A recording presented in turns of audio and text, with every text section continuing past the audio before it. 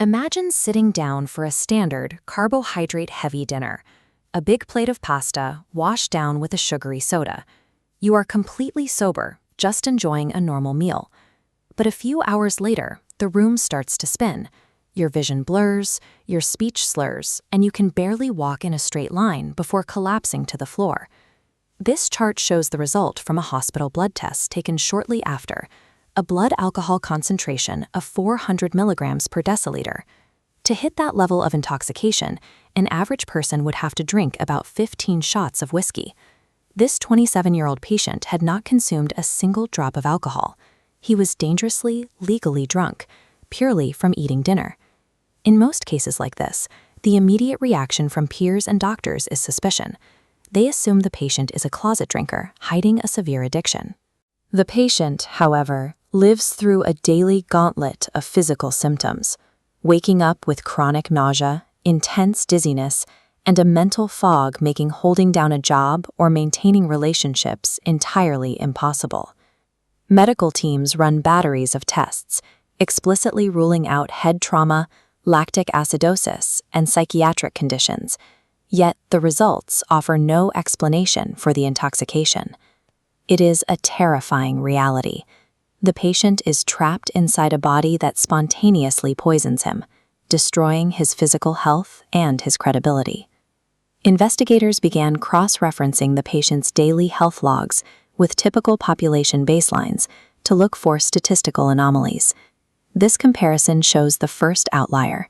Gastrointestinal distress metrics scale significantly higher than healthy baselines, correlating with an intense aversion to starchy foods. Second, family members consistently reported a fruity breath odor without alcohol. An earlier timeline reveals a significant event, long-term antibiotic use.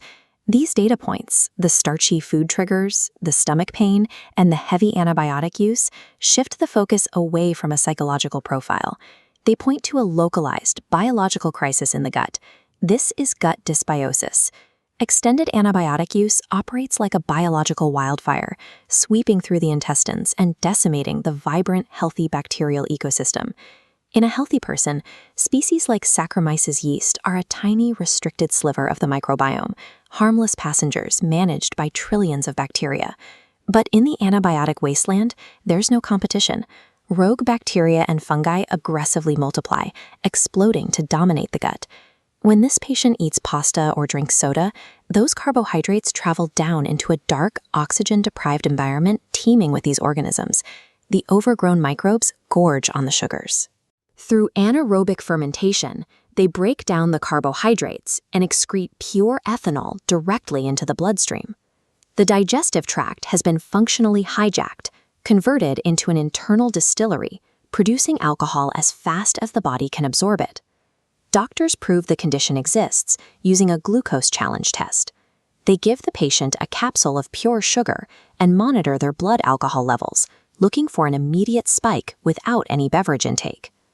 Once the overgrowth is identified, doctors use targeted antifungal drugs and specific antibiotics to clear the rogue microbes from the system.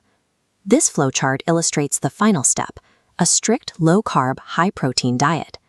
By removing carbohydrate inputs, doctors physically starve the remaining yeast, causing internal ethanol production to flatline. By identifying the biological catalyst and removing its fuel source, the internal brewery is dismantled, and the patient finally recovers their sobriety. While Auto-Brewery Syndrome is a rare medical extreme, the biological machinery behind it lives inside every one of us.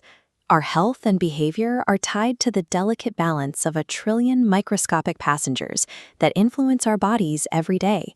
We are not the sole pilots of our own physiology.